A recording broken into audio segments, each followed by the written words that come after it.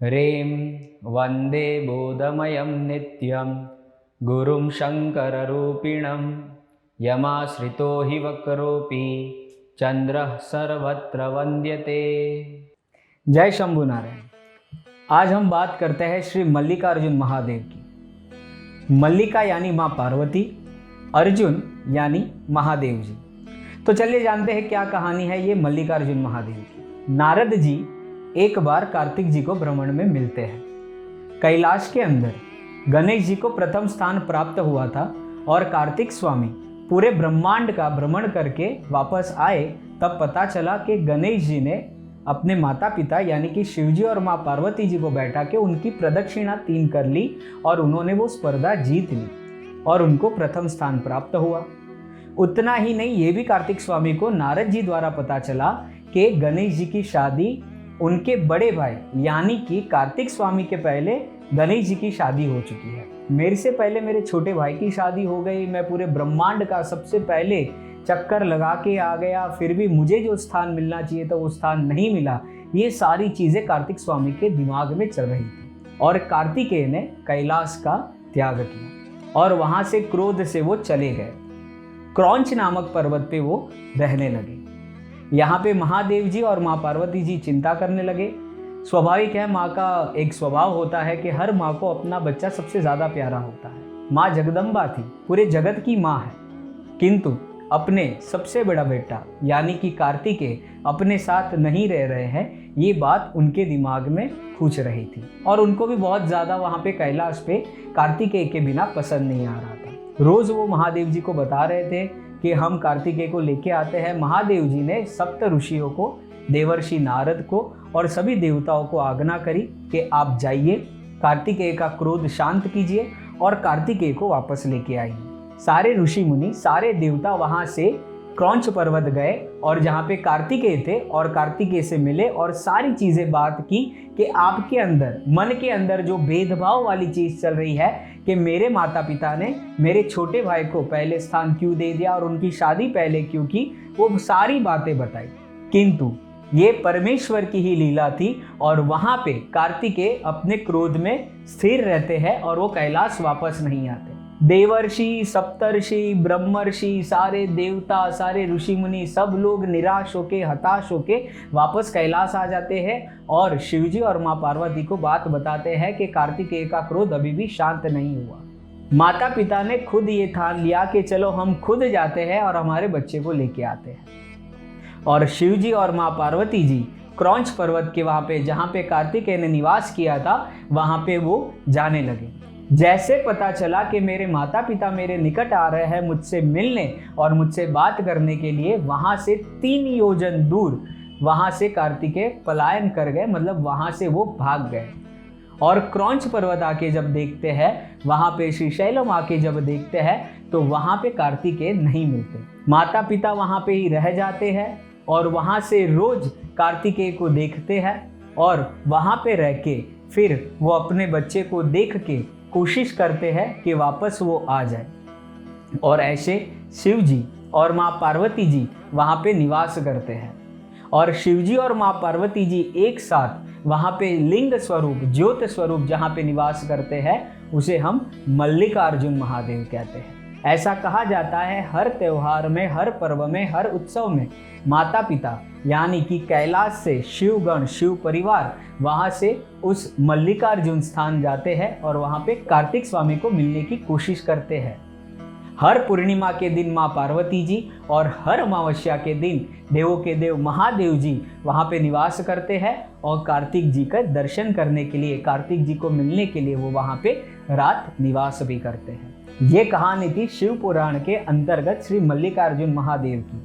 अगर हम महाभारत काल की बात करते हैं, द्वापर युग की बात करते हैं, तो द्वापर युग में जब पांडवों का वनवास खत्म हो रहा था और युद्ध का प्रारंभ हो रहा था, तब भगवान श्री कृष्ण ने अर्जुन को कहा था कि आप जाके महादेव जी के पास से पशुपतास्त्र लेके आइए। और वो श्रीशैलम के इस पर्वत पे जाके उन्होंने भगवान महादेव जी की अघोर तपस्या की। 1 साल तक उन्होंने शिव जी का व्रत किया और बिना खाए पिए उन्होंने भगवान का तप किया। और वहाँ पे भगवान खुद उनकी परीक्षा लेने आते हैं, क्योंकि पशुपतास्त्र शिव जी का सबसे दैविक और इस ब्रह्मांड का सबसे दैविक एक अस्त्र माना जाता है। माँ पार्वती जी हर बार कहते हैं कि भाई अर्जुन इतना तप कर रहा है, अर्जुन इतने समय से आपको याद कर रहा है, तो हम उन्हें शक्ति ये क्यों नहीं दे रहे। तब महादेव जी कहते थे कि उनकी हम पहले परीक्षा करते हैं और फिर उन्हें ये ताकत देंगे। बहुत बार हमारे लाइफ में भी ऐसी चीज़ें होती है कि हम भगवान से वो चीज़ मांगते हैं, पर क्या वो चीज़ हम डाइजेस्ट कर पाएंगे, क्या वो चीज़ हम संभाल पाएंगे, क्या हम उनके लायक है, क्या हम उसके हकदार हैं, ये सारी चीज़ें भी भगवान पहले देखते हैं। आज हमारे सर्टिफिकेट दिखे बिना, हमारा इंटरव्यू लिए बिना हमें जॉब नहीं मिलती, तो बताइए पशुपतास्त्र हो या आपके मन में जो भी मनोकामना चल रही हो, आपकी जो भी ख्वाहिश हो, वो ऐसे ही कैसे पूरी हो जाए। तो यहाँ पे अर्जुन की भी परीक्षा ली गई। वहाँ पे कहते हैं शिव जी और माँ पार्वती जी ने पूरी माया रची थी। एक सुअर वहाँ पे आता है, भाग के आता है, और अर्जुन बैठा हुआ था, वो तप कर रहा था। वो सुअर उनके पास आ रहा था, उनको वहाँ पे मारने ही जा रहा था, और अर्जुन ने देख के उसे बाण लगा दिया। क्षत्रिय थे अर्जुन, उन्होंने शिकार किया, उनको ऐसे अपने बल पे एक प्रभाव आया कि इतने भव्य, इतने ये शक्तिशाली भुंड को मैंने मार दिया। और वहाँ पे देखते हैं तो वहाँ से जंगल से वनवासी, आदिवासी, जो जंगली प्रजा रहती है, वो आके अपने नेता, जो उनका जो भी ग्रुप था, उनका जो भी वहाँ पे मंडल था, उनके जो राजा, हम जो कहते हैं सरपंच कहते हैं, जो नेता कहते हैं, उनकी जय जयकार करके आ रहे थे। तो अर्जुन के मन में डाउट हुआ कि भाई ये क्या हुआ। वहाँ पे जाके वो पास में जाके देखते हैं तो वहाँ पे एक साथ 2 तीर लगे हुए थे। तो अर्जुन ने ये क्लेम किया कि ये मैंने मारा हुआ है, पर वहाँ के लोगों का ये कहना था ये हमारे जो नेता है, हमारे जो लीडर है, हमारे जो सरपंच है, उनका ये शिकार है। और वहाँ पे कहा जाता है कि वो जो वनवासी थे, जो जंगली आदिवासी प्रजा थे, उनके जो नेता लीडर थे, वो वहाँ पे आते हैं और वो कहते हैं कि बच्चे ये तो मेरा शिकार है, तुम्हारा शिकार नहीं है। और वहाँ पे अर्जुन को पर्सनल ईगो पे वहाँ पे ठेस लग जाती है कि मैं क्षत्रिय हूँ, मैं गांडीवधारी हूँ, मैं धनुर्धर हूँ, और मुझे किसी ने ये कहा कि ये मेरा शिकार नहीं है। और वहाँ पे वो उनके साथ युद्ध करने लगते हैं। दोनों का युद्ध होता है, युद्ध परस्पर हो जाता है। और युद्ध होते होते जब अर्जुन ने अपनी पूरी शक्तियाँ लगा ली, फिर भी वो उस वनवासी के नेता को वहाँ पे गिरा न पाए, उनको वहाँ पे मार न सके, उनको खरोच भी नहीं आई। तभी वो समझ गए या तो ये मेरे गुरु है, या तो देवताओं के राजा इंद्र है, या तो फिर देवों के देव महादेव है। उन्होंने वहाँ पे अपना धनुष्य साइड में रख दिया और भगवान को दंडवत किए। और भगवान ने पूछा आपने मुझे पहचान लिया? उन्होंने बोला मैंने आपको पहचान लिया महादेव जी, पर आप अपने असली स्वरूप में आइए। वहाँ पे महादेव जी माँ पार्वती जी के साथ प्रकट होते हैं और अर्जुन को दर्शन देते हैं। अर्जुन दर्शन करके धन्य हो जाता है। और भगवान कृष्ण ने जो बताई थी कि जैसे महादेव जी दर्शन दे, उनसे पास एक ही चीज मांगना कि मुझे पशुपतास्त्र चाहिए।